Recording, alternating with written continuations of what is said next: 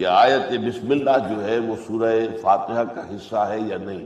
تاہم چونکہ ایک موقف یہ ہے کہ آیت بسم اللہ بھی سورہ فاتحہ کا جز ہے، اس میں شامل ہے. نہ بھی ہو تب بھی ظاہر بات ہے کہ اس سے پہلے لکھی ہوئی تو ہے مصحف کے اندر. تو آج آیت بسم اللہ کے بارے میں بات ہوگی. یہ آیت بسم اللہ جو ہے، جیسا کہ میں نے ابھی عرض کیا آپ سے، اختلاف ہے.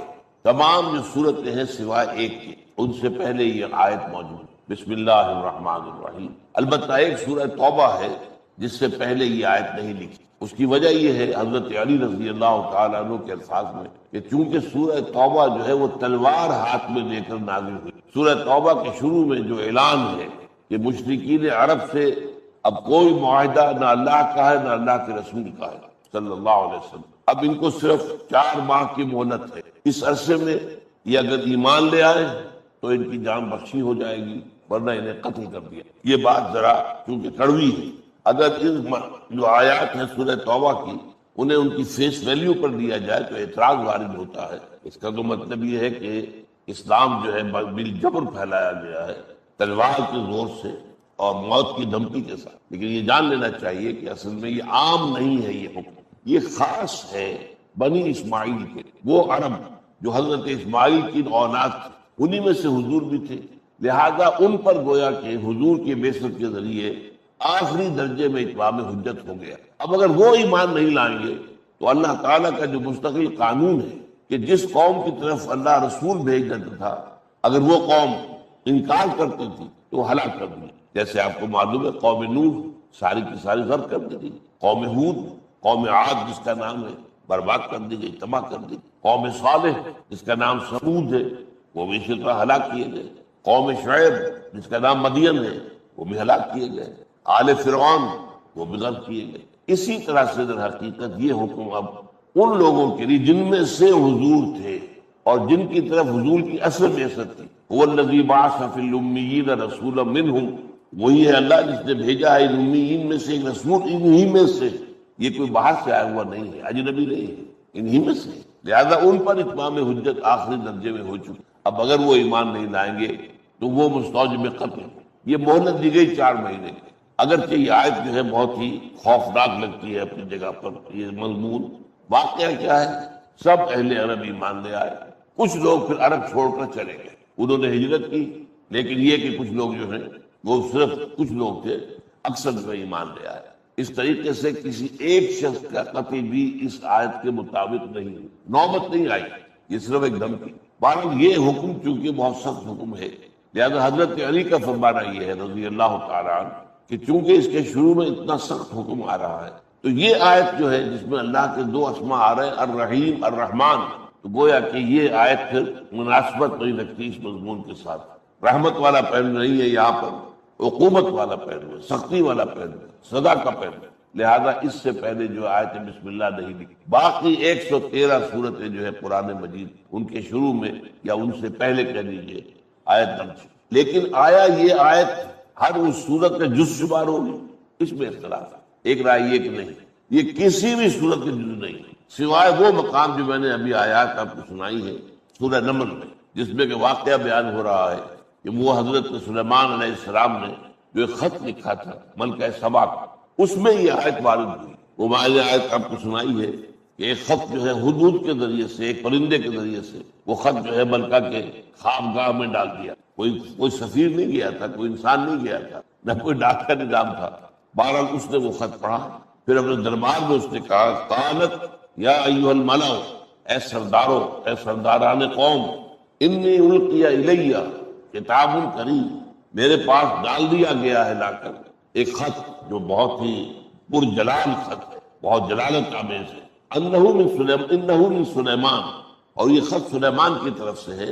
وَإِنَّهُ بِسْمِ اللَّهِ الرَّحْمَنِ الرَّحِيمِ، اور اس کا آغاز ہوا ہے اس سے کہ نام شروع نام کے اللہ کے نام سے کہ جو رحمان ہے اور رحیم. تو اس کے بعد یہ کہ اللہ تعالیٰ علیہ واتونی مسلم. حضرت سلیمان کے اصل مضمون کیا تھا اس خط کا کہ تم میرے مقابلے میں سرکشی مت کرو اور فرما برداری اختیار کر کے حاضر ہو جاؤ. تو یہ گویا کہ ایک الٹیمیٹم تھا حضرت سلیمان کی طرف سے علیہ السلام.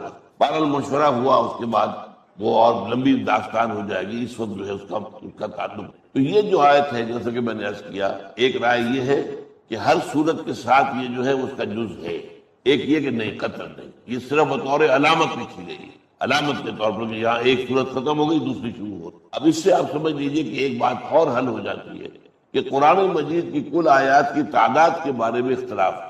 اب پہلا اختلاف تو اسی سے ہو جائے گا، اگر تو اس آیت بسم اللہ کو کاؤنٹ کریں تو 113 جو ہے وہ بڑھ جائے گا عدد، اگر نہیں کریں گے تو 113 کم ہو جائے گا۔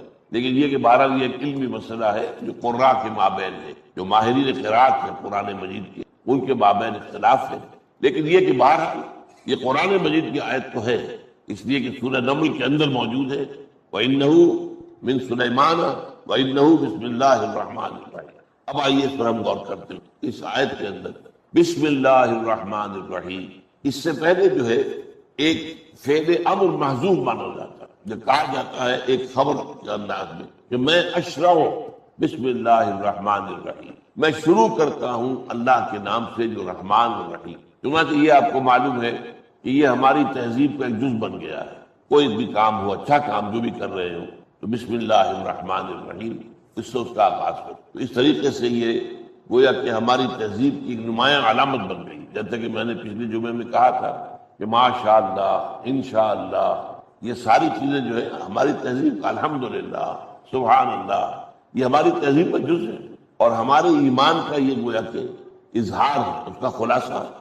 تو جو کام بھی آدمی کرے شروع، وہ کھانا کھانے میں بیٹھا ہے بسم اللہ پڑھے، کوئی اور اچھا کام کرنے لگا ہے بسم اللہ الرحمن الرحیم، تو یہ گویا کہ اللہ کے نام سے یہ اسم کا لفظ جو ہے اگر علیحدہ لکھا جائے گا تو اسم لکھا جائے گا۔ اسمہ احمد سورہ صف میں ہے، یہ وہ جن کی خبر دی تھی حضرت عیسیٰ علیہ السلام نے کہ میرے بعد ایک رسول آئیں گے اسمہ احمد، جن کا اسم گرامی احمد ہو، علیحدہ لکھا جائے گا تو اسم الف اس کے پہلے جو ہے وہ بولا جائے گا، لیکن یہ کہ یہ اصل میں اضافی ہے، یا جب بے جب شامل ہوئی تو الف تو نکل گیا، بسم اللہ، بے اسم اللہ نہیں ہے، بسم اللہ، بے اور سین جو ہے جڑے ہوئے، بسم اللہ الرحمن الرحیم۔ اب اصل جو مضمون ہے اس آیت مبارکہ کا وہ یہ ہے کہ اس میں اللہ تعالیٰ کے 3 اسماء آ رہے ہیں۔ آج ہمیں ساری گفتگو انہی کے بارے میں کرتے ہیں۔ سب سے پہلا اللہ، پہلی بات تو یہ جو لفظ ہے سب سے زیادہ عام ہے اللہ کے لیے، قرآن مجید میں بھی ہماری بول چال میں بھی،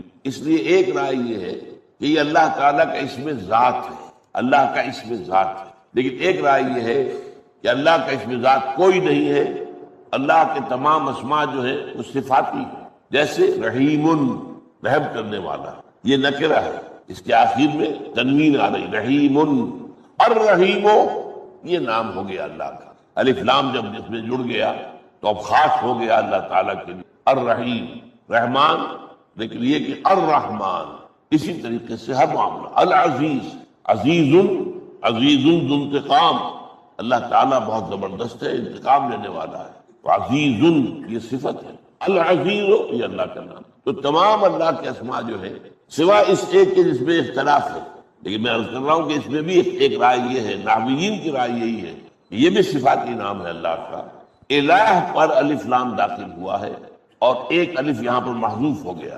الالہ، الہ کوئی الہ، کوئی سا الہ نکرہ ہے، الالہ یعنی اللہ وہ جو حقیقی الہ ہے، جو واقعی الہ ہے، جو سب سے بڑا الہ ہے، جو معبود برحق ہے، تو گویا کہ یہ بھی ایک صفاتی نام ہے، الہ پر الف لام کے داخل ہونے سے یہ اللہ بنا ہے، جیسے میں نے مثالیں دے دی، الرحیم، العلیم، العزیز، الغفار، الستار، یہ اللہ تعالیٰ کے جتنے بھی صفات ہیں ان پہ جب ہم الف لام داخل کر کے معرفہ بنا دیتے ہیں تو وہ اللہ کا نام بنا۔ اب یہاں سوال پیدا ہوتا ہے کہ یہ گویا کہ اگر تو یہ ہے اس میں ذات، تو یہ کسی بھی مادے سے مشتق نہیں مانا جائے گا، جیسے لاہور ایک شہر کا نام ہے، اب اس کا کوئی مادہ تلاش کرنا تو ممکن نہیں ہے، دہلی ایک شہر کا نام ہے، تو ناموں کے بارے میں ظاہر بات ہے کہ وہ مانا جاتا ہے کہ ان کے لیے کوئی ضروری نہیں، ویسے ہی کہ اور نام ہے عبد الرحیم، تو رحیم تو ظاہر بات ہے کہ اللہ تعالیٰ کا نام ہے عبد الرحیم،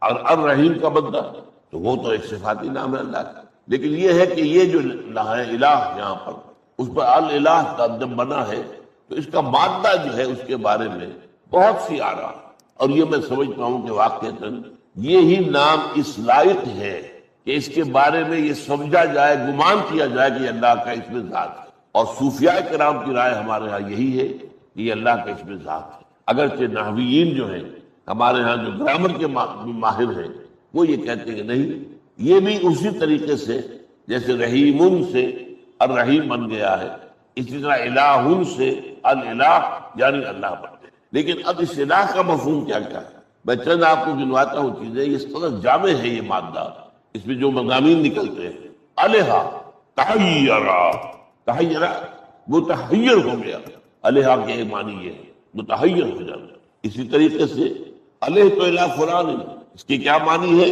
اے سکم تو الہ، میں نے فلاں کی طرف الہ، الہ تو اس کے معنی کیا ہے کہ میں نے اس کی طرف سکون حاصل کی، اس کے قریب جا کر مجھے سکون حاصل ہو گیا۔ اسی طرح الہ الرجل یعنہ اذا فزع من امر نزل به فلاحہ غیرہ اے اجارہ، اگر کوئی شخص کہتا ہے کہ فلاں شخص جو ہے اس نے الہ کیا، اس کی طرف راغب ہوا اس لیے کہ اس پر کوئی مصیبت آ گئی تھی اور اس مصیبت کے لیے اس نے اس کی پناہ طلب کی۔ اسی طرح الہ الفصیل الی امہ، اونٹنی کا بچہ جو ہے بچڑا ہوا تھا، اس سے بچھڑا ہوا تھا، لیکن کسی طرح اس کی نصیب باندھا ہوا ہوا کہ جیسے کہ آپ بھی بھینسوں کے بچوں کو جو ہے وہ باندھ کر رکھتے ہیں، ورنہ دودھ پی جائے گے سارا کا سارا، آپ کو کیا ملے گا؟ لہٰذا وہ یہ ہے کہ اس کو باندھ کر رکھتے ہیں، اگر کہیں اس کا رسہ کھل گیا تو کہاں جائے گا؟ وہ تیر کی طرح سیدھا جائے گا اپنی ماں کی تھنوں کی طرف۔ اس کو بھی کہا گیا الہ، جیسے کہ وہ بچہ جو بچھڑا ہوا تھا اپنی ماں سے دور تھا، اسے علیحدہ کر دیا گیا تھا، اسے جب آزادی ملی ہے تو لوٹا ہے، دوڑا ہے، بھاگا ہے اپنی ماں کی طرف۔ لا یلوہ کے معنی ایک اور بھی ہے، اس کے معنی ہے احتجب، کوئی چیز کی جو چھپ گئی ہماری نگاہوں سے اوجل ہو گئی، احتجب چھپ گئی۔ والہ والہانہ محبت کرنا، جیسے وہ کہتے ہیں والہانہ محبت، اس کے لیے بھی یہ مادہ آتا ہے۔ اب یہ اتنے مفہوم ہیں اس حرف کے اندر، الف لام ہا سے جو لفظ بنتا ہے، جو لفظ بنیں گے ان میں یہ تمام مفہوم۔ اب اس میں دیکھیے کہ 3 تصورات ہیں اللہ کے بارے میں، یہ ہے بہت نقطہ اہم جو سمجھ میں۔ ایک عوام الناس کا تصور کیا ہے الہ کا، معبود کا، کہ وہ مشکل کشا ہے، وہ ہمارے تمام مسائل کا حل کرنے والا ہے، مصیبت کا دور کرنے والا ہے، وہ رزق دینے والا ہے، وہ ہماری ضرورتیں پوری کرنے والا ہے، قاضی الحاجات ہے۔ یہ جو تصور ہے یہ عوام کا تصور۔ اللہ کی طرف ان کا رجوع اس حیثیت سے ہو، وہ اللہ سے رزق طلب کرتے ہیں، اللہ تعالیٰ ہی سے اعانت طلب کرتے ہیں، اللہ تعالیٰ ہی سے اپنی مصیبت کے اندر مدد طلب کرتے ہیں، اللہ تعالیٰ ہی سے اپنی بیماری میں شفا کی درخواست کرتے ہیں۔ تو اس معنی میں عوام الناس کا تصور جو الہ کا ہے وہ یہ ہے کہ اپنی حاجت روائی کے لیے، اپنی مشکل کشائی کے لیے، اپنی بیماری کے دور کرنے کے لیے، اپنی ضروریات پوری کرنے کے لیے انسان جس طریقے سے وہ جو اونٹ کا بچہ جو ہے وہ بچھڑا ہوا تھا، علیحدہ ہوا تھا اپنی ماں سے، باندھ رکھا تھا آپ نے، جیسے ہی وہ کھلا وہ سیدھا گیا ہے ماں کی طرف، اسی طرح جیسے ہی انسان تکلیف میں مبتلا ہوتا ہے، کوئی مسئلہ اس کو دامنگیر ہو جاتا ہے، کوئی مشکل پیش آ جاتی ہے، اللہ کی طرف یہ معبود کا تصور جو ہے عوام الناس کا۔ لیکن جو فلسفی ہیں ان کا تصور کیا ہے؟ وہ ہستی کے جس کے بارے میں کچھ نہیں جان سکتے، تحیر، حیران، اللہ کی عظمت کا کوئی اندازہ ہم کر نہیں سکتے، اللہ کی ذات کا تو کوئی تصور تک ممکن ہے۔ اے برون از وہم و قیل و قال من، تو ہمارے تصورات سے، ہمارے وہم سے، اور وراء الورا ثم وراء الورا ثم وراء الورا، تو جو فلسفی ہے وہ اللہ کا تصور جب کرتا ہے تو احتجبہ، اور یہ کہ وہ تحیرہ، اللہ کے جو چھپا ہوا ہے اور جس کے بارے میں تحیر کے سوا انسان کو کچھ ہاتھ نہیں آتا۔ ہاں اگر ہم جان سکتے ہیں تو اس کی صفات کے بارے سے، جس سے اللہ جو ہے رحیم ہے، اللہ جو ہے سمیع ہے، اللہ بصیر ہے، یہ صفات ہیں، ان صفات کے حوالے سے ہم اللہ کو جانتے ہیں۔ لیکن صفات کے بارے میں بھی 2 باتیں ہم نہیں جانتے۔ اللہ سمیع ہے، کیسے سنتا ہے یہ ہم نہیں جانتے، کیا اس کے بھی ہمارے طرح کے کان ہیں؟ کیا اس سے بھی ساؤنڈ ویوز کی ضرورت ہے کہ وہ اس کے کان میں جائے اور وہاں جا کر اثر پیدا کرے تو انسان سنے؟ ہم نہیں۔ سمیع ہے، کیسے سنتا ہے یہ ہم نہیں، کتنا سمیع ہے یہ بھی ہم نہیں جانتے، ہم تصور نہیں کر سکتے۔ وہ قدیر ہے، کتنا قدیر ہے ہمارے تصور سے باہر۔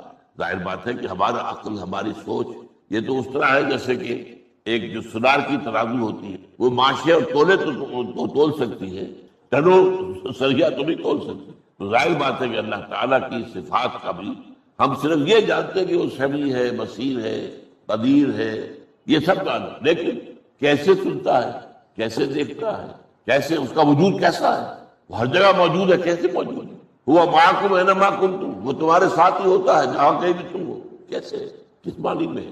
وہ ہر جگہ موجود ہے، کس معنی میں ہے؟ یہ ہم نے سنا، لیکن یہ ہے کہ اس کی صفات کے بارے میں۔ دوسری بات، وہ کتنا سمیع ہے، کتنا بصیر۔ اب اس میں ایک لفظ ہمارے پاس جائے پناہ ہے، کل، ہوا علی کل شیء قدیر، وہ ہر چیز، ہوا بکل شیء علیم، وہ ہر چیز کا علم رکھتے۔ تو ہم یہ کہہ سکتے ہیں مثلا اللہ خیر سن کل، اب کل کتنا ہے اس کا اندازہ جو ہے، جیسے آپ کو معلوم ہے کہ آج سے کوئی 500-700 سال پہلے آدمی کیا سمجھتا ہوگا آسمان کہاں ہے؟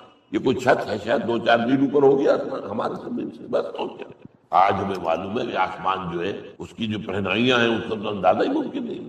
آسمان کا کوئی تصور ہی ابھی تک ہمارے سامنے نہیں آیا۔ یہ گیلیکسیز، نئی سے نئی گیلیکسیز دریافت ہو رہی ہیں، اتنے billion trillion years, light years کے فاصلے پر، اور وہ نئی ایک گیلیکسی ایجاد ہو رہی ہے، معلوم ہو رہی ہے، انکشاف ہو رہا ہے۔ لیکن کیا سمجھتا تصور تھا پہلے انسان؟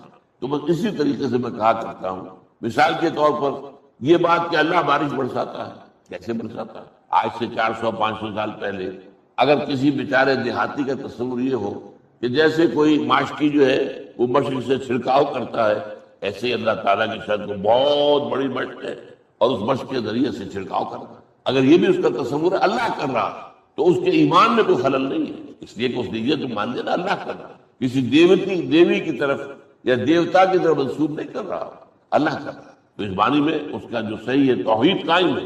البتہ یہ کہ ظاہر بات ہے کہ تصور تو اس کا اپنی ذہنی سطح کے مطابق ہوگا، اپنی ذہنی سطح سے بالا تر ہو کر تو سوچنا اس کے لیے ممکن نہیں ہے۔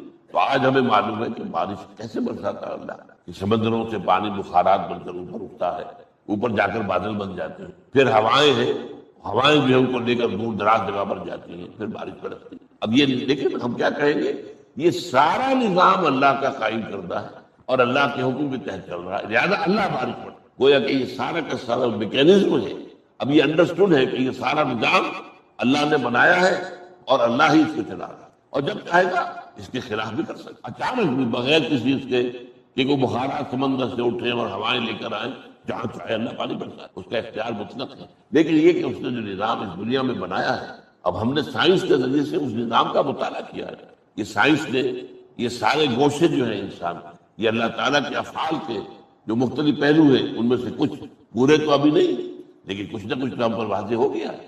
بارش ایسے برستی ہے، زلزلہ ایسے آتا ہے، یہ زمین کے اندر جو ہے نیچے پلیٹیں ہیں اور مختلف جو ہے ان کے اندر جو ہے حرکت ہوتی ہے، تب یہ زلزلہ آتا ہے۔ کسی زمانے میں لوگوں کا کیا خیال تھا کہ ایک بہت بڑا بیل ہے، سانڈ ہے، اور اس کے سینگوں کے اوپر جو ہے زمین ٹکی ہوئی ہے، وہ ایک سینگ پر ہوتا ہے، جب ذرا تھک جاتا ہے تو ذرا سینگ بدلتا ہے، دوسرے سینگ پہ لے لیتا ہے، تو اس سے زلزلہ آتا ہے۔ اب یہ ایک تصور ان کا تھا، اور کیا کرتے ہیں ان کی سمجھ میں اور کہاں سے آتا؟ انہوں نے تو زیر زمین جا کے ابھی دیکھا نہیں تھا، سمندر کی تہہ میں جا کر دیکھا نہیں تھا کہ وہاں سے واقعی معلوم ہو جائے کہ کس طریقے سے مختلف جو ہے پلیٹس وہ کہلاتی ہیں، یہ وہ جس طریقے سے کہ وہ آپس میں جو جڑی ہوئی ہے، لیکن ان کے اندر ایک خلا ہے اور اس میں حرکت پیدا ہوتی ہے تو زلزلہ آتا ہے۔ بہرحال اس اعتبار سے سب سے پہلی بات یہ کہ اللہ تعالیٰ کے بارے میں عام لوگوں کا تصور وہی حاجت روا ہے، وہی مشکل کشا ہے، وہی تکلیف روا کرنے والا ہے، وہی ہمیں شفا دیتا ہے، جیسے سورہ شعراء میں فرمایا وَإِذَا مَرِضْتُ فَهُوَ يَشْفِينِ، جب میں بیمار ہوتا ہوں تو وہی مجھے شفا دیتا ہے۔ یہ ساری چیزیں جو ہے اللہ تعالیٰ کرتا ہے، لہذا فطرت کیا ہے انسان کی، تکلیف میں وہ رجوع کرتا ہے۔ ہاں جب آدمی آرام سے ہوتا ہے تو اس پر غفلت آ جاتی ہے، پھر وہ اللہ کی طرف متوجہ کم ہوتا ہے، تکلیف میں اللہ کو پکارتا ہے۔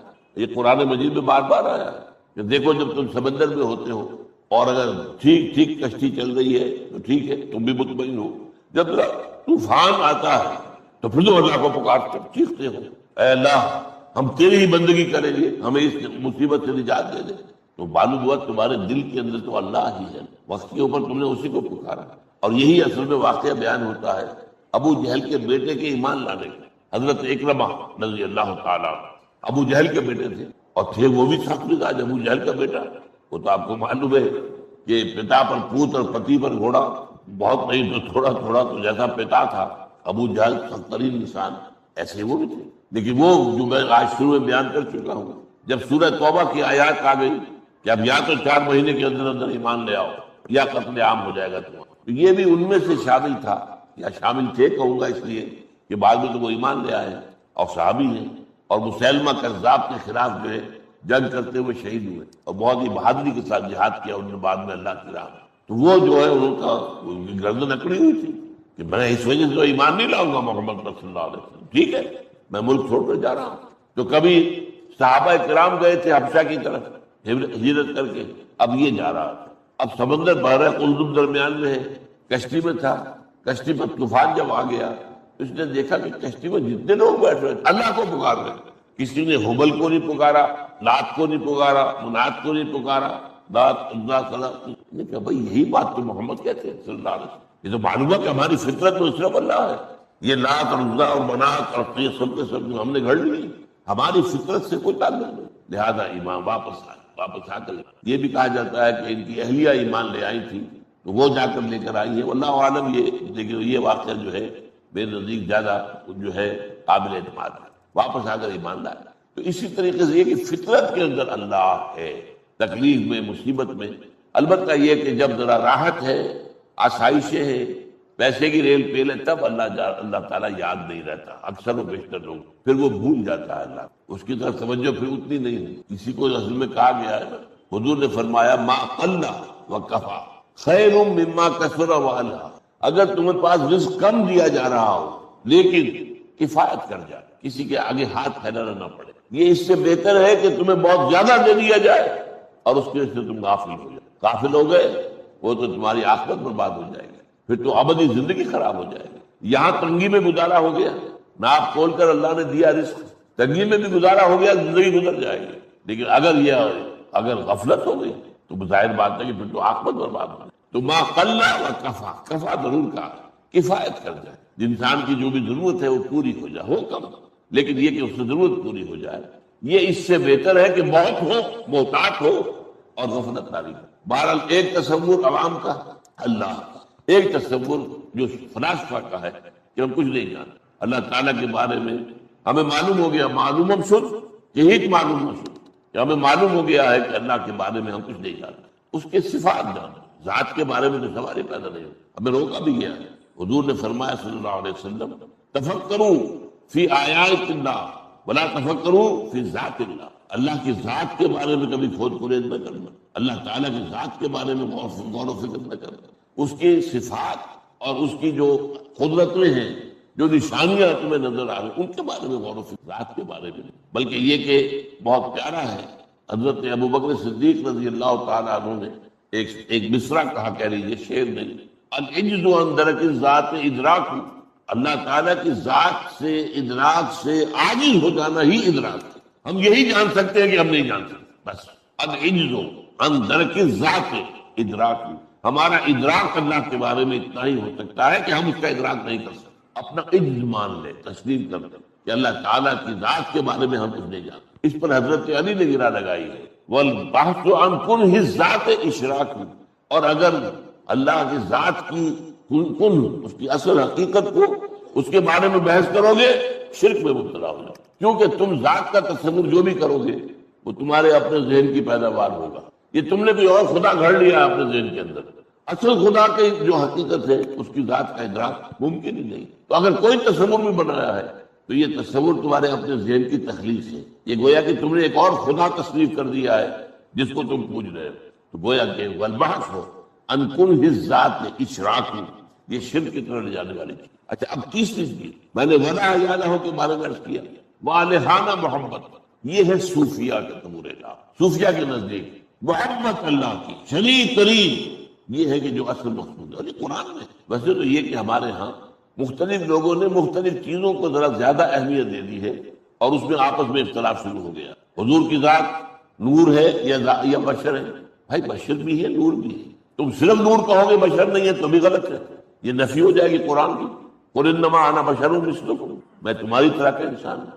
اگر تم صرف بشر کہو گے اور نور نہیں مانو تو بھی غلط ہو جائے گا. اس لیے کہ ظاہر بات ہے کہ روح محمدی، وہ نور محمدی اور روح محمدی ایک ہی ہے. میں نے آپ کو بتایا بارہا کہ یہ روح جو ہے ہماری نورانی ہے. جیسے فرشتے جو ہے نور سے پیدا کیے گئے، اسی طریقے سے ہماری ارواح نورانی ہے. میرے اندر بھی نور ہے، آپ کے اندر بھی نور ہے. ہمارا نور تولا تولا ماشا ماشا، حضور کا نور اور اس کے آپ اندازہ ہی نہیں کر سکتے. اس نے اس نور نے اس طرح احاطہ کر دیا ہے حضور کی شخصیت کا کہ گویا کہ مجسم نور ہو گئے، جس کو ہم کہتے ہیں مجسم نور، سرتاپا نور. لیکن یہ کہ بہرحال وہ نور جو ہے وہ حضور کے اندر بھی ہے اور اللہ نے ہر ایک کے اندر رکھا، جس کو علامہ اقبال نے جو کہا ہے کہ ای بنوک ای فکر چالا کے یہود نور حق اسینہ آدم رمون. یہ جو بینکوں کا نظام ہے، یہ سارا جو کیپٹلزم ہے جو سود اور بینکنگ کے نظام پر کھڑا ہوا ہے، اور یہ بینکوں کا جس طریقے سے غبارہ پھٹا ہے یہ آپ کو معلوم ہوگا، جس طریقے سے پورے مغرب کے اندر جو ڈپریشن آئی ہے، ان کی معیشت جو ہے وہ نیچے گئی ہے بہت تیزی کے ساتھ. ٹریلینز آف ڈالر جو ہے وہ دیے گئے بینکوں کو زندہ رہنے کے لیے. جس طریقے سے کوئی مر رہا ہو تو اسے آکسیجن دی جاتی ہے، اسی طرح ڈالر یہ سارے بڑے سے بڑے دیوانہ ہو رہے ہیں اور اس کو دیا گیا. اور بہت بڑی بحث ہے امریکہ میں اس وقت یہ کہ وہاں کے لوگ کہتے ہیں کہ یہ جو تمہارے پاس پیسے ہیں یہ ہمارے ٹیکسوں کا پیسہ ہے، یہ کیوں سرمایہ داروں کو دے رہے ہو؟ اگر بینک ختم ہو گیا تو ہو گیا، اگر کسی اور آدمی کا جو ہے کوئی کاروبار کرتا ہے دیوانہ ہو گیا تو ہو گیا، آپ اس کی فوراً جا کر جو ہے داد رسی تو نہیں کرتے، تو بینکوں کو کیوں تحفظ کیا جا رہا ہے؟ یہ بحث ہے تو امریکہ کے اندر. لیکن وہ چونکہ بینکنگ جو ہے وہ تو اس ہمارے پورے اس موجودہ اقتصادی نظام جو عالمی ہے اس کی بنیاد ہے. لیکن میں یہاں وہ آپ کو علامہ اقبال کا شعر سنا رہا تھا کہ ای بنوک ای فکر چالا کے یہود، یہ بینکنگ کا نظام یہودیوں کی عیارانہ جو ذہنیت ہے اس کی پیداوار ہے. یہودی موجد ہے اس کی. بینک کا نظام آج سے تقریباً 300 برس پہلے شروع ہوا، اس سے پہلے دنیا میں نہیں تھا. لیکن یہ ہے کہ بنانے والے کون ہیں؟ یہودی. اور اسی بینکنگ کے نظام سے انہوں نے پہلے پورے یورپ پر قبضہ کیا، اب آپ کو معلوم ہے امریکہ پر بھی قبضہ ہے. فرنگ کی لگے جہاں پن جائے یہود میں، اور یہ صرف جو ہے اسی سود اور بینکنگ کی وجہ سے. علامہ اقبال کہتے ہیں کہ نور حق اسینہ آدم رمون. اس بینکنگ کے نظام نے انسان آدم کے اندر اللہ نے جو نور رکھا ہوا تھا سینے کے اندر وہ نکال باہر. اب انسان حیوان بن کر بلکہ بھیڑیا بن کر رہے، حیوان نہیں درندہ بن کر رہے. اب آخری جمی زائد فتن کسنوان لذت قرض حسن. یہ ربا سے تو آپ کو معلوم ہے کہ اس کے بدلے خبیث سے تو سوائے فتنوں کے اور کیا برآمد ہو، اور لوگوں کو معلوم نہیں رہا قرض حسن دینے کے اندر اس قدر لذت ہے. بھائی میرے پاس پیسہ رکھا ہے، تمہاری ضرورت لے لو، ضرورت پوری ہو جائے مجھے دے دینا. اور اس میں بھی کہا گیا ہے کہ اگر کسی وجہ سے اس کو تاخیر ہو گئی ہے فلاں وقت اس نے کہا تو میں دے دوں گا، نہیں دے پایا کوئی نہیں، مہلت دو. اور یہ بھی ہو سکتا ہے تم صدقہ ہی کر دو، دے ہی دو اس کو. اگر وہ غریب جو ہے اس وقت ایسی حالت میں پھنس گیا ہے کہ اس کے لیے واپس کرنا ممکن نہیں ہو رہا ہے یا بہت مشکل ہو گیا ہے، صدقہ کر دو. وَأَن تَصَدَّقُوا خَيْرٌ لَكُمْ. یہ سورہ بقرہ میں جہاں سود کی حرمت کا بیان آیا ہے وہی آئے. اول تو یہ کہ مہلت دو اسے ادا کرنے میں. اس کے اندر یہ سختی نہ کرو کہ فوراً لاؤ. شائلاک کی طرح، وہ جو شیکسپیئر کے ایک ڈرامے کا یہودی کردار تھا کہ اس نے یہ طے کر لیا تھا کہ میں قرض تو دے رہا ہوں تمہیں، لیکن تمہارے گوشت کا ٹکڑا میں لوں گا اتنا 1 پاؤنڈ اگر تم دے نہ پائے. وہ نہیں دے پایا. اب اس کے بعد جو ہے وہ مقدمہ گیا ان کے یہاں، بڑا اہم واقعہ ہے. وہاں پر ظاہر بات ہے کہ طے تھا، کاٹو اس کو، اس کے جسم سے مجھے 1 پاؤنڈ گوشت کاٹ کے لینا ہے، یہ طے ہے، معاہدہ ہے. اس کو جو ہے وہ ڈینیل کیم ٹو ججمنٹ. یہ شیکسپیئر کہتا ہے کہ ایک بہت ذہین آدمی جو ہے اس وقت اس نے فیصلہ کیا کہ ٹھیک ہے گوشت تم کاٹ لو، خون نہ گرے، خون تمہارے معاہدے میں شامل نہیں ہے، لہذا گوشت دے لو. البتہ خون کا ایک قطرہ بھی گرا تو تم پکڑے جاؤ گے. تو اس پہ جو ہے اس کے توبہ کی بات آیا. بہرحال یہ جو ہے نظام اس دنیا کے اندر، یہ سودی نظام، یہ بینکنگ، الربا آخر جمی زائد فتن کثرت آنند لذت قرض حسن. قرض حسنہ جو ہے دینا اس میں کتنی روحانی لذت ہے، آدمی کو کس قدر سکون حاصل. میرے پاس بیکار رکھا ہوا تھا پیسہ، میں نے اس کو دے دیا ہے، اس کی ضرورت پوری ہو گئی. میرے پاس فاضل دولت ہے اللہ تعالیٰ کی طرف سے، میں نے اس کی ضرورت اس سے پوری کی. صدقہ کرے، خیرات کرے، اور یہ نہیں تو قرض حسن تو دے. تو یہ جان لیجیے. تیسرا تصور میں ورز کر رہا تھا کہ محبوب برحق، محبوب اصل، والذین آمنوا اشد حبا للہ، یہ ایمان کی علامت ہے، ایمان کے لوازم میں سے. جو حقیقی مومن ہے ان کے نزدیک شدید ترین محبت اللہ کی. یہ اگر اپنے یہ غریبانوں میں ہمیں جھانکنا چاہیے. اس کے آگے ایک اور آتی ہے محبت، اللہ کی محبت کے بعد اللہ کے رسول کی محبت. اور آپ نے فرمایا صلی اللہ علیہ وسلم لا یؤمن احدکم حتی اکون احب الیہ من والدہ وولدہ والناس اجمعین. تم میں سے کوئی شخص مومن نہیں ہو سکتا جب تک کہ میں اسے محبوب تر نہ ہو جاؤں، اپنے والد سے بھی، بیٹے سے بھی، اور تمام سے۔ یہ حضور کی محبت اگر اس درجے نہیں پہنچ تو گویا کہ پھر مومن نہیں ہو، حقیقی مومن نہیں ہو۔ حقیقی مومن وہ ہے جس کے دل کے اندر محبت، سب سے پہلے تو یہ کہ اللہ کی محبت، اور جو ایک اور آیت ہے سورہ توبہ کی جس میں جمع کی گئی 3 محبت، اور اس کے مقابلے میں 8 محبت۔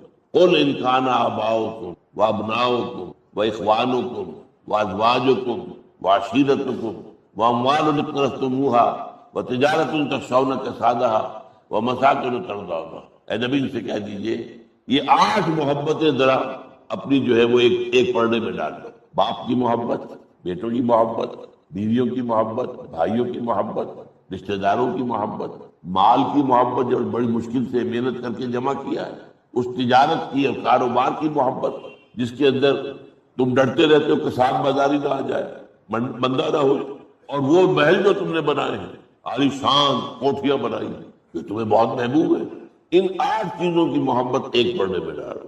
اگر یہ احب ہے، احب الیکم من اللہ ورسولہ وجہاد فی سبیلہ فتربصوا حتی یأتی اللہ بامرہ۔ 3 محبتیں ڈالو دوسرے پڑھنے میں، اللہ کی محبت، رسول کی محبت، اور اللہ کی راہ میں جہاد کی محبت۔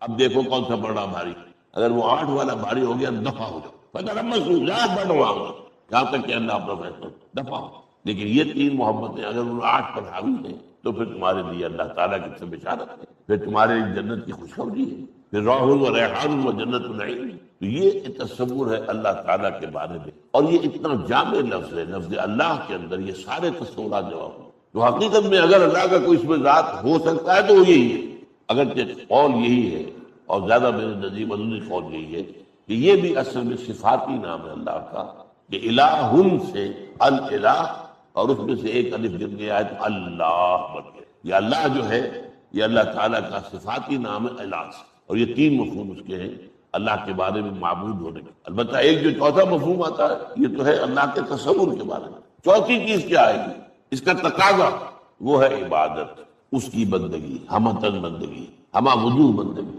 ہمہ وقت بندگی، اس کی اطاعت، اس کی غلامی، اس کی فرما برداری۔ یہ ہے کہ جو اس کا لازمی تقاضا ہے۔ تصور جو ہے لفظی اعتبار سے وہ یہ ہے چیز، لیکن تقاضا عملی کیا ہوگا؟ وما خلقت الجن والانس الا لیعبدون۔ میں نے جنوں اور انسانوں کو نہیں پیدا کیا مگر اس لیے کہ میری بندگی کرے، میری اطاعت کرے، مجھ سے محبت کرے۔ اور یہ پہلے بہت مرتبہ مضمون یہاں بیان ہو چکا ہے کہ عبادت کا مفہوم جو ہے وہ 2 چیزوں سے مل کر بنتا ہے، اطاعت کلی اور محبت شدیدہ۔ صرف اطاعت میں، صرف اطاعت تو جبرن بھی ہوتی ہے، ہم انگریز کی بھی تو اطاعت کرتے تھے، لیکن ہم انگریز کی پرستش تو نہیں کرتے، انگریز کی عبادت تو نہیں کرتے، لیکن یہ ہے کہ اطاعت تو کی۔ یہاں یہ ہے کہ اطاعت بھی کلی ہو، ہم عقل، ہمہ وقت، ہمہ وجوہ اطاعت۔ اور نمبر یہ کہ یہ اطاعت اللہ کی محبت پر مبنی۔ یہ 2 چیزیں جڑتی ہیں، العبادت و کلمہ و اصلین۔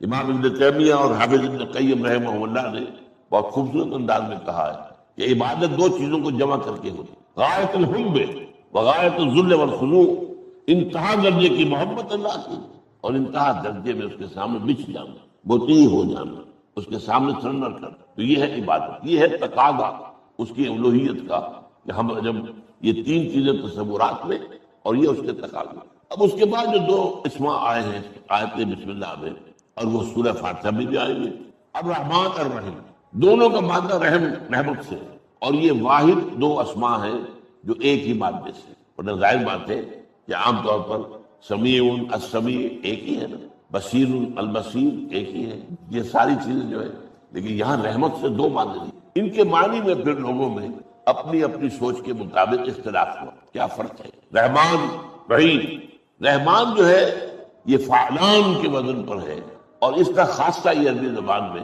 کہ کسی شے کی شدت، ہیجانی کیفیت، ایک انسان نہایت غضبناک ہوگا، نہایت غضبناک، غضبان قرآن میں آیا ہے۔ حضرت موسیٰ علیہ السلام کو جب اللہ تعالیٰ نے بتایا، ابھی آپ کوہ طور پر تھے جب لے کر لینے گئے تھے تورات، کہ وہ سامری نے تمہاری قوم کو جو ہے پیچھے گمراہ کر دیا، تو فرجع موسیٰ الی قومہ غضبان آصف، تو موسیٰ واپس آئے ہیں اپنی قوم کے پاس نہایت غضبناک حالت میں۔ ویسے بھی مزاج حضرت موسیٰ کا جلالی تھا، آپ کو معلوم ہے کہ ایک جو ہے فرعونی کا، ایک جو ہے وہاں کا، ایک مکہ لگایا تھا اس نے، فوقذہ موسیٰ فقضى علیہ، اس کی جان نکال دی تھی، تو ان کا اصل میں مزاج جلالی تھا۔ تو غضبان کہیں گے انتہا غضب، کوئی شخص کہے گا نا جوعان، بھائی میں بھوک سے مرا جا رہا ہوں، یہ جو جائے، لیکن جوعان اچھان انا اچھان، میں مرا جا رہا ہوں پیاس سے بھائی.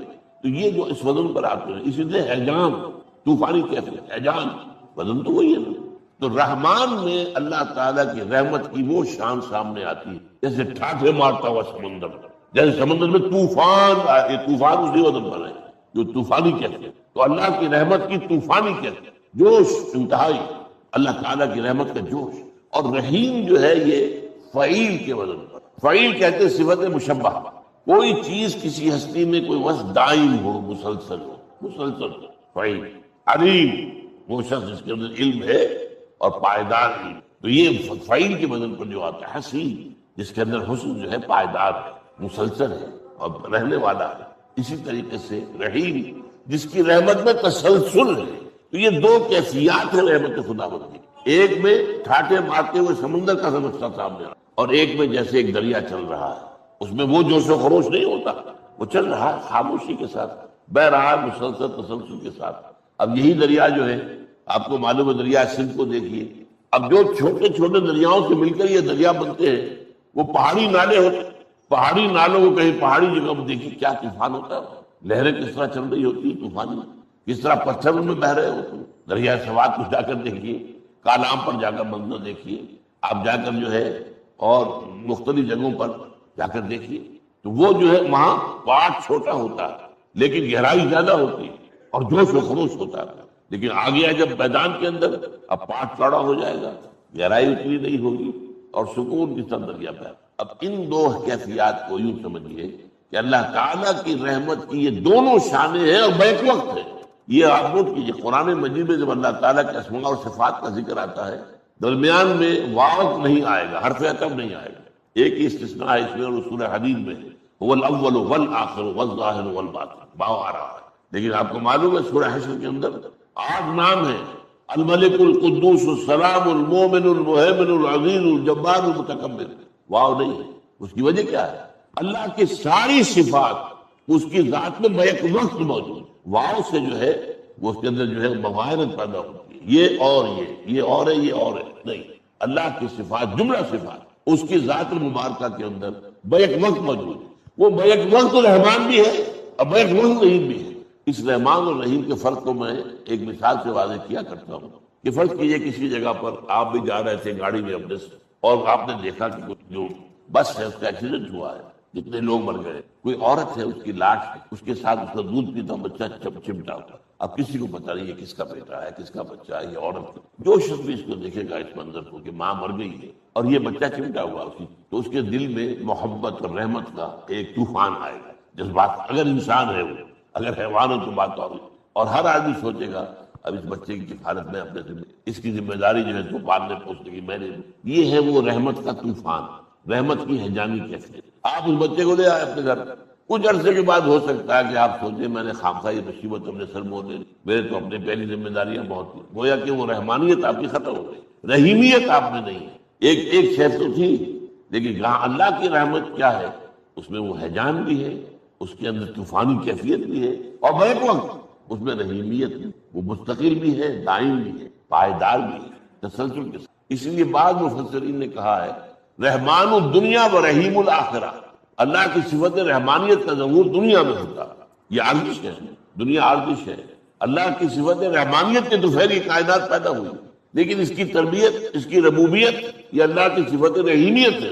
اور رحیمیت کی شان اصل میں ظاہر ہوگی آخرت کے اندر، جہاں پہ تسلسل رہے گا، مسلسل ہوگی. اس کے لیے پھر کوئی حد نہیں ہے، کوئی انتہا نہیں ہے. تو لہٰذا اس اعتبار سے رحمان الدنیا و رحیم الآخرہ. لیکن یہ کہ میرے نزدیک وہ جو پہلا مفہوم میں نے آپ کے سامنے بیان کیا ہے کہ رحمت خداوندی کی یہ دونوں شانیں بیک وقت، ایک جس میں جوش ہے، خروش ہے، جس میں طوفانی کیفیت ہے، حیجانی کیفیت. عمل کا درست رہنا، نہ افراط و تفریط ہو، عدم توازن ہو، نہ انسان نفس سے مغلوب ہو جائے، نہ انسان جذبات کی رو میں اندھا ہو جائے، نہ انسان ماحول سے مروب ہو کر متاثر ہو، صحیح رخ پر اس کا عمل. نمبر 3 روحانی ترقی، جو اصل حاصل ہے، جو اصل مقصود ہے. نمبر 2 چیز کے لیے تعلق مع اللہ ضروری، نمبر 3 کے لیے تقرب الی اللہ. اب غور کیجئے ان تینوں چیزوں کا بڑا گہرا تعلق ہے نماز کے ساتھ۔ قرآن حکیم نے بھی سورہ آل عمران کے آخری رکوع میں ذکر کو سب سے پہلے اور سب سے اہم عامل کی حیثیت سے شمار کیا۔ چنانچہ اس کی پہلی آیت جو ہے سورہ آل عمران کے آخری رکوع کی، اس میں تو وہی مضمون جو میں بیان کر چکا وہ آیا ہے، ان فی خلق السماوات والارض واختلاف اللیل والنہار لآیات لأولی الالباب۔ یقیناً آسمان اور زمین کی تخلیق میں اور دن اور رات کے الٹ پھیر میں نشانیاں ہیں ہوش مندوں کے لیے۔ ان کے ذریعے سے انسانی شعور کے اندر وہ معرفت رب اجاگر ہوگی۔ وہ پہلا مرحلہ اس نے طے کر لیا، وہ ڈورمنٹ معرفت اب ایکٹیویٹ ہو گئی۔ اب مزید فکر کا مرحلہ ہے جو اگلی آیت میں آیا ہے، الذین یذکرون اللہ قیاما وقعودا وعلی جنوبہم ویتفکرون فی خلق السماوات والارض ربنا ما خلقت ھذا باطلا سبحانک فقنا عذاب النار۔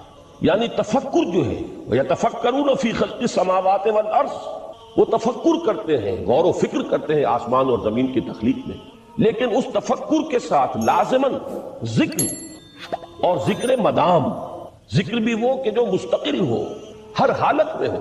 الذین یذکرون اللہ قیاما وقعودا وعلی جنوبہم، وہ لوگ کہ جو اللہ کو یاد رکھتے ہیں، اللہ کا ذکر کرتے ہیں، کھڑے ہوئے بھی، بیٹھے ہوئے بھی، اور اپنے پہلوؤں کے بل یعنی لیٹے ہوئے بھی۔ اب ان تین کے سوا تو کوئی پوزیشن انسان کی نہیں ہے، اسی کا نام ہے دوام ذکر۔ اور اس کے ساتھ اگر وہ تفکر کرتے ہیں تو ان کا فکر اگلی منزل تک پہنچتا ہے۔ تو پہلی شے تھی فکر انسانی کی صحیح رخ پر مزید پیش قدمی اور پیش رفت، اور اس کے لیے لازم ہے ذکر و فکر کا امتزاج۔ دوسری چیز کو لیجئے عمل کی درستی۔ اس عمل کی درستی کے لیے اللہ تعالیٰ کے ساتھ ایک گہرے تعلق کی ضرورت ہے، اس لیے کہ صبر کی بحث میں یہ مضامین شاید آپ کے سامنے آ گئے ہو کہ صبر، جہاں مصیبت پر صبر ہوتا ہے، تکلیف پر صبر ہوتا ہے، اللہ کے احکام پر جمنا یہ بھی صبر ہے، نفس کی خواہشات کی باغ کو تھام کر رکھنا، کھینچ کر رکھنا یہ بھی صبر ہے، اور استقامت کسی شے پر قائم رہنا یہ بھی صبر ہے۔ تو عمل صحیح پر استقامت کے لیے وَاصْبِرْ وَمَا صَبْرُكَ إِلَّا بِاللَّهِ، اس صبر کی سب سے اہم جو بنیاد ہے، اس کا جو سب سے بڑا ذریعہ ہے، اس کا جو سب سے بڑا سہارا ہے، وَمَا صَبْرُكَ إِلَّا بِاللَّهِ، اس کے لیے ضرورت ہے ایک گہرے تعلق کی کہ اللہ کے ساتھ ایک ایسا تعلق برقرار رہے جو نہ صرف گہرا ہو بلکہ دائم و قائم، مسلسل۔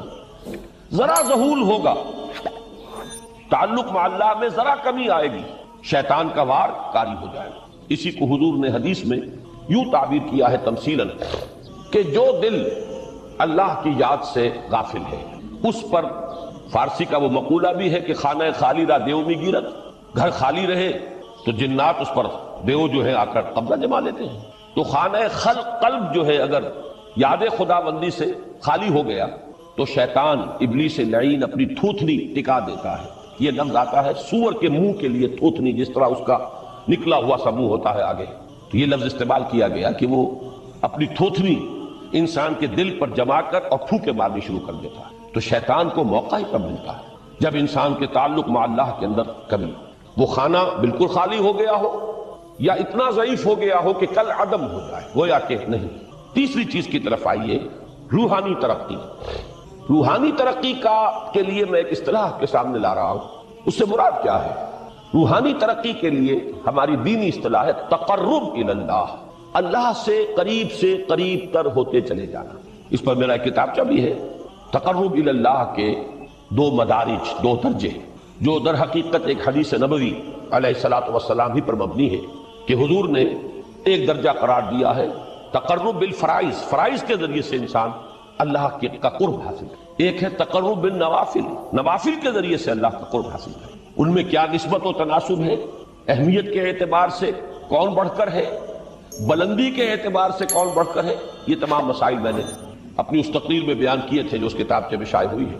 اس وقت میں اس کی تفصیل میں نہیں جا رہا، صرف یہ تذکرہ اس لیے کر رہا ہوں کہ جن کو بھی خواہش ہو جائے وہ اس کا مطالعہ کرے۔ ہماری اس وقت کی گفتگو سے وہ کتابچہ اس جگہ پر منسلک ہوگا۔ تو تقرب الی اللہ، یہ تقرب کوئی فزیکل فینومینن نہیں ہے، جسمانی یا مادی مسئلہ نہیں ہے۔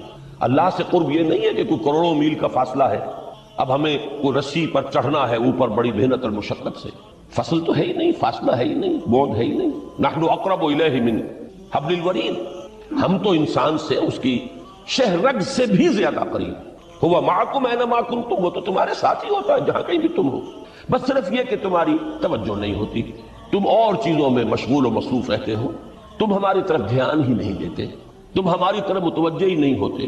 ہم تو مائل بے کرم ہے، کوئی سائل ہی نہیں، راہ دکھلائیں کسے رہنم منزل ہی نہیں۔ انسان جب متوجہ ہو جاتا ہے اور بڑھتا ہے، آگے پیش قدمی کرتا ہے روحانی اعتبار سے، تو یہ ہے در حقیقت تقرب اللہ، اور یہی اسی کو ہم کہیں گے روحانی ترقی۔ اب ان تین چیزوں کو اگر آپ نے ذہن میں جما لیا، پھر میری بات کی ترتیب اس کو ذہن میں قائم کیجئے۔ ہم چلے کہاں سے؟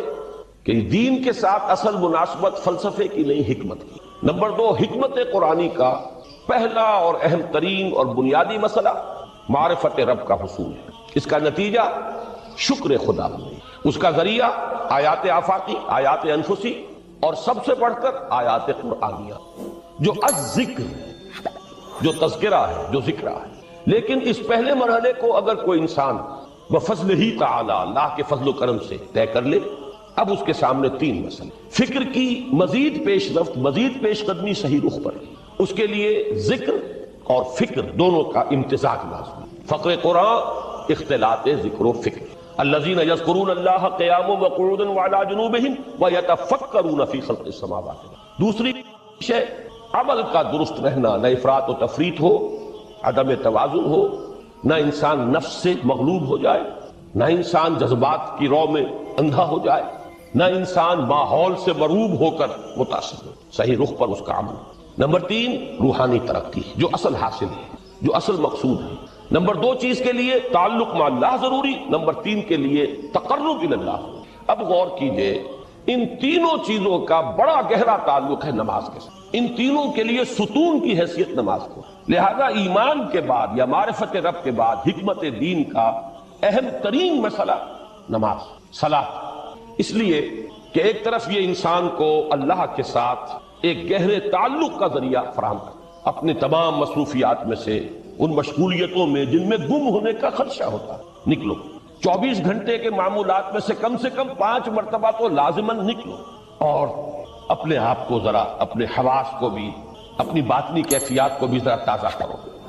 اگر کوئی گندگی، نجاست، کسی طرح کی ناپاکی کا کوئی معاملہ ہے، طہارت حاصل، طہارت سے تمہارے اندر روح کو بھی بالیدگی ہوگی، تمہارے حواس بھی تازہ ہوں گے، تم گویا کہ بحیثیت کل تمہاری ہستی چاق و چوبند ہو جائے، وہ کسل، وہ سستیاں، وہ جو ایک کثافتیں ہوتی ہیں، ان سب سے نجات حاصل کرو، اور اب اپنے رب کے حضور میں کھڑے ہو جاؤ، اس کے ساتھ اپنا عہد بھی تازہ کرو، اس کی اہم صفات کو بھی اپنے ذہن میں پھر مستحضر کرو۔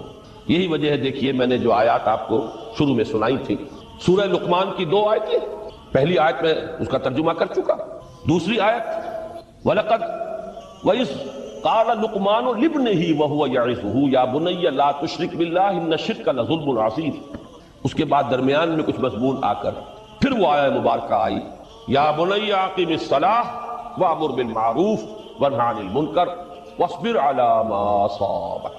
گویا کہ اہم ترین چیز، بنیادی ترین چیز، اللہ کو محض پہچان لینا کافی نہیں ہے، یاد رکھنا ضروری ہے۔ اللہ یاد رہے گا تو فکر صحیح آگے بڑھے گا، اللہ یاد رہے گا اور اس کے ساتھ ایک گہرا تعلق جو ہے برقرار رہے گا تو عمل درست رہے گا۔ بالکل یہی بات سورہ طٰہٰ میں جو پہلی وحی حضرت موسیٰ علیہ السلام پر ہوئی، اور پہلا مخاطبہ ہے چونکہ حضرت موسیٰ کو یہ انبیاء کرام کے مقدس گروہ میں ایک امتیازی حیثیت حاصل ہے کہ ان سے براہ راست گفتگو ہوئی ہے، اگرچہ صرف ایک پردہ تھا، اوٹ من ورائے حجاب گفتگو ہوئی ہے، لیکن یہ کہ کوئی فرشتے کا درمیانی جو ہے وہ لنک نہیں تھا، براہ راست اللہ تعالیٰ نے حضرت موسیٰ علیہ السلام سے کلام فرمایا۔ کلم اللہ موسیٰ تکلیما، موسیٰ سے تو اللہ نے کلام فرمایا جیسے کہ کلام کیا جاتا ہے۔ تو پہلا مخاطبہ ہے، یہ پہلا مکالمہ ہے، پہلی وحی کہیے، اسی میں یہ الفاظ بھی موجود ہیں، اننی انا اللہ لا الہ الا انا فاعبدنی واقم الصلاۃ لذکری۔ یہ گویا کہ حکمت قرآنی کا ایک بہت بڑا خزانہ ہے یہ آیت مبارکہ، کہ خود حضرت موسیٰ علیہ السلام کو جو ہدایت دی جا رہی ہے، میں ہوں، میں اللہ، اننی انا اللہ لا الہ الا انا، میرے سوا کوئی معبود نہیں، فاعبدنی، بس میری بندگی، میری عبادت، میری پرستش، میری محبت، اس کو اختیار کرو۔ وَأَقِمِ الصَّلَاةَ لِذِكْرِي، اور نماز کو قائم رکھو میری یاد کے. بلکہ اسی سلسلہ کلام میں آگے چل کر سورہ طٰہٰ میں آتا ہے، کافی گفت و شنید کے بعد جب حضرت موسیٰ نے کچھ معذرت بھی کی، کچھ دعائیں بھی کی، اللہ نے ایک دعا قبول بھی کی کہ ان کے بھائی کو بھی شریک کر دیا، حضرت ہارون کو بھی. اس کے بعد پھر جب فرمایا کہ اب جاؤ فرعون کی طرف، تو اس میں فرمایا وَلَا تَنِيَا فِي ذِكْرِي، اور دیکھنا یہ جو عظیم مشن تمہارے کندھے پر آ گیا ہے، بڑا بھاری اور کٹھن ایک فرض ہے جو تم پر عائد ہو گیا ہے، اس کے لیے سب سے بڑی تمہارے پاس جو قوت کا ذریعہ ہے وہ نماز ہے. عقیدہ فَلَا تَنِيَا عَنْ ذِكْرِي، میری یاد میں کبھی غفلت نہ کرنا، اس میں کبھی کوئی کمی نہ آنے دینا. جیسا کہ میں نے عرض کیا تھا کہ جیسے ہی وہ تعلق جو ہے کمزور پڑتا ہے یا منقطع ہو جائے معاذ اللہ، تو پھر انسان گویا کہ شیطان کے لیے ایک لقمہ تر بن جاتا ہے. اب آپ غور کیجئے، تیسری شے تقرب الی اللہ، اس کے حوالے سے بھی جو فرائض اور نوافل کی بات ہے اس کو اس وقت ذہن سے نکال کر یہ سمجھیے کہ اس میں نماز کا کیا مقام ہے، اس لیے کہ نماز فرض بھی ہے، نماز نفل بھی ہے، وہ تو ان دونوں میں شریک ہو جائے. اب اس کو لفظ صلاۃ کے حوالے سے آپ ان دونوں چیزوں کو سمجھیے. صاد لام واو یا یہ چونکہ حروف علت ایک دوسرے سے بدلتے رہتے ہیں، یہ جو مادہ ہے اس کی جو خالص لغوی اصل ہے، جو خالص عربی زبان میں اس کا بنیادی مفہوم ہے، وہ آگ جلانا یا آگ تاپنا یا آگ سینکنا، حرارت حاصل. لہذا بار بار آتا ہے جہنم کے ذکر میں اسلوہا، اب جلو اس میں، تاپو اس کو، یہ سینکے گی تمہیں. بلکہ تفتلون کا لفظ آیا ہے حضرت موسیٰ کے کلام میں، جب وہ گئے تھے کوہ طور پر، جب پہنچ گئے تو تھے آگ کی تلاش میں، لعلکم تفتلون، تو اپنے اہل خانہ سے یہی کہا تھا کہ مجھے کہیں وہ روشنی نظر آ رہی ہے، غالباً کوئی وہاں سے آگ مل سکے گی، ورنہ یہ کہ کوئی رہنمائی کو رستہ مجھے مل سکے گا، میں وہ آگ لے آؤں گا، کوئی چنگاری وہاں سے لے آؤں، لعلکم تفتلون، تاکہ تم. اب یہ اصطلاح در حقیقت باب افتعال ہے، اور یہ تے یہاں پر توئے کی شکل اختیار کر گئی، تا نے توبن کی صورت اختیار کی صاد کی وجہ سے. بہرحال اس کا سب سے بنیادی مفہوم جو ہے وہ ہے تاپنا، سکائی حاصل کرنا، حرارت. اس کے حوالے سے سمجھ لیجئے کہ سب سے بنیادی تعلق اس کا جو ہے وہ روح کے ساتھ ہے. روح میں محبت خداوندی کی آگ اگر ٹھنڈی پڑ گئی ہو، اگر محبت خداوندی کی حرارت میں کمی ہو رہی ہو، تو اس کو اثر نو، جس کو کہ میں آج سوچ رہا تھا تو ایک لفظ ذہن میں آیا کہ جیسے بیٹری اس کو ریچارج کیا جاتا ہے، اسی طریقے سے روح کے اندر محبت خداوندی کی اس حرارت کو اثر نو تازہ کرنا، یہ ہے در حقیقت نماز کا اصل مقصد. اس لیے کہ اس لفظ کا بنیادی مفہوم، اصل لغوی مفہوم تو یہ، اگرچہ اس کا سب سے زیادہ کثرت سے جو استعمال ہوتا ہے، اور لفظ صلاۃ جس سے در حقیقت جس تصور پر مبنی ہے وہ ہے اقدام، کسی کی طرف متوجہ ہونا، اور پھر دعا. صلاۃ کا سب سے قریبی مفہوم لفظی جب بیان کیا جائے گا، اس سے مراد، اس کے معنی، تو دعا اس میں اہم ترین، کسی کی طرف توجہ کرنا، مناجات کرنا، گفتگو کرنا، مخاطبہ، مکالمہ، دعا، یہ در حقیقت صلاۃ کا سب سے بڑا اصطلاحی مفہوم ہے. لیکن جو اس کا مادہ ہے صاد لام واو یا صاد لام یا، اس کا اصل مفہوم جو ہے وہ تاپنا، حرارت حاصل کرنا. تو ان دونوں کے حوالے سے عرض کر رہا ہوں، وہ تاپنا اور حرارت حاصل کرنا وہ ہے روح کے اعتبار سے. وہ جو کہا اقبال نے کہ مجھے عشق کی آگ اندھیر ہے، مسلمان نہیں راہ کا ڈھیر. یہ عشق کی آگ جب بجھ جاتی ہے، در حقیقت یہی تو انسان کی روحانی موت ہے. یہ اب یہ نہ رہے تو چاہے منطق میں بہت انسان ماہر ہو. مجھے اقبال کا ایک شعر یاد آیا تقابل کرتے ہوئے، ایک انسان محکوم اور ایک انسان حر، آزاد انسان، ان کی نفسیات میں جو بنیادی فرق علامہ اقبال نے مختلف مواقع پر بیان کیے ہیں. محکوم ہے بیگانہ اخلاص و مروت، ہر چند کے منطق کی دلیلوں میں ہے چالاک. تو منطق کی دلیلوں میں انسان چالاک ہو جائے اور وہ لغت ہائے حجازی کا وہ ایک خزانہ بن جائے، اسے تمام الفاظ کے معنی یاد ہو، وہ بڑے مسائل فقہ کے اسے ازبر ہو، جزیات، بے انتہا جزیات جو ہے وہ مستحضر ہو، فلسفے کے بڑے بڑے مسئلے اس نے حل کر لیے ہوں. لیکن اگر روح میں وہ اللہ کی محبت کی آگ نہیں ہے، وہ تپش نہیں، مجھے عشق کی آگ اندھیر ہے، مسلمان نہیں راہ کا ڈھیر. اسی کے حوالے سے آج مجھے یاد آیا تھا کہ وہ جو بڑی سادہ سی ایک نظم ہے، اللہ تعالیٰ سے دعا یا رب دل مسلم کو وہ زندہ تمنا دے، اس میں بھی جو الفاظ آئے ہیں، جو روح کو گرما دے اور قلب کو تڑپا دے، یہ ہے اصل جو مقصود ہے نماز کا. اور یہی وہ چیز ہے جیسا کہ میں نے عرض کیا تھا کہ نگاہوں سے اوجھل، یہ پہلو سامنے ہے ہی نہیں. دوسرا پہلو سامنے ہے اور وہ بھی میرے نزدیک بہت اہم ہے، بہت بنیادی ہے، اس میں کوئی شک نہیں، لیکن یہ ہے بلند ترین منزل کہ تقرب الی اللہ، اس کے لیے در حقیقت یہ کس لیے درکار ہے؟ روح کے اندر عشق کی حرارت اور گرمی تازہ ہو۔ بسا اوقات یہ اندر دب جاتی ہے، جیسے انگارہ ہوتا ہے آگ کا، اس کے اوپر خاک اور راکھ آ جاتی ہے، اندر کچھ ہوتی ہے۔ آگ دبی ہوئی سمجھ، آگ بجھی ہوئی نہ جان، اس دبی ہوئی آگ کو پھر ایک شعلہ بنانا، پھر اس کے اندر ایک حیات تازہ پیدا کرنا، یہ ہے نماز کا اہم ترین اور بلند ترین مقصد۔ لیکن اس کے ساتھ ہی اس نماز میں ذکر ہونا، اس کا یہ ذکر ہے، اور ذکر کی جب میں فہرست بیان کیا کرتا ہوں بہت سے حضرات کے سامنے ہوگا کہ ذکر کا در حقیقت مفہوم ہے استحضار اللہ فی القلب۔ ہمارے ہاں غلطی سے جو ذرائع ذکر ہیں انہیں ذکر قرار دے دیا گیا ہے۔ نماز ذکر نہیں ہے، نماز ذکر کا ذریعہ ہے۔ اقیم الصلاۃ لذکری، نماز قائم کرو میرے ذکر کے لیے۔ یہ اللہ اللہ کہنا یا ادعیائے معصورہ جو حضور صلی اللہ علیہ وسلم کی مسنون دعائیں ہیں، انہیں اپنے تمام معمولات دنیاوی کے ساتھ ساتھ ان دعاؤں کو بھی انسان پڑھتا رہے، اللہ سے دعا کرتا رہے، یہ تمام ذرائع ذکر ہیں۔ سبحان اللہ الحمدللہ الحمدللہ، اس کا آپ ورد کیجئے، یہ بھی ذریعہ ذکر ہے۔ حقیقت میں ذکر ہے استحضار اللہ فی القلب، اللہ کو دل میں لے آنا، اللہ کو دل میں حاضر کر لینا، اصل میں تو ترجمہ ہوگا لیکن حاضر جاننا، یہ کیفیت جو ہے انسان کو حاصل ہو جائے۔ اب اس کے حوالے سے ذرا بات سمجھیے کہ ایک تو میں عرض کر چکا ہوں مجسم ذکر تو قرآن ہے، لہذا ذکر کی فہرست جب آپ کریں گے ذرائع ذکر تو ان میں سب سے پہلے قرآن ہے، اس لیے کہ وہ ہماری حکمت کے پہلے مسئلے کو حل کر رہا ہے، بنیادی مسئلہ، اہم ترین مسئلہ۔ دوسرے نمبر پر ذکر جو ہے، اب اس کے لیے کچھ اصطلاحات جو میرے مختلف دروس میں شاید آپ کے سامنے بعد میں آئیں یا پہلی آ چکی ہوں، ان کے حوالے سے میری بات سمجھیے۔ ایک ذکر غیابی ہے، تھرڈ پرسن میں، صیغہ غائب میں اللہ کی یاد کرنا، اللہ اکبر اللہ اکبر اللہ اکبر۔ ابھی اللہ اکبر جو ہے یہ جملہ اسمیہ خبریہ ہے، ایک حقیقت کی تکرار آپ کر رہے ہیں، اللہ سب سے بڑا ہے، اللہ سب سے بڑا ہے، سبحان اللہ سبحان اللہ سبحان اللہ۔ یہ در حقیقت ذکر غیابی ہے کہ آپ اس میں مخاطب نہیں ہے اللہ سے، ایک ذکر خطابی کہیں یا ذکر حضوری کہیں جس میں مکالمہ ہوتا ہے، جس میں گفتگو ہوتی ہے۔ تو نماز در حقیقت ذکر حضوری اور ذکر خطابی کی بلند ترین شکل ہے۔ اس لیے میں نے عرض کیا تھا کہ نماز کے لفظ یا صلاۃ کے لفظ، یہ اصطلاحی معنی جو اکثر و بیشتر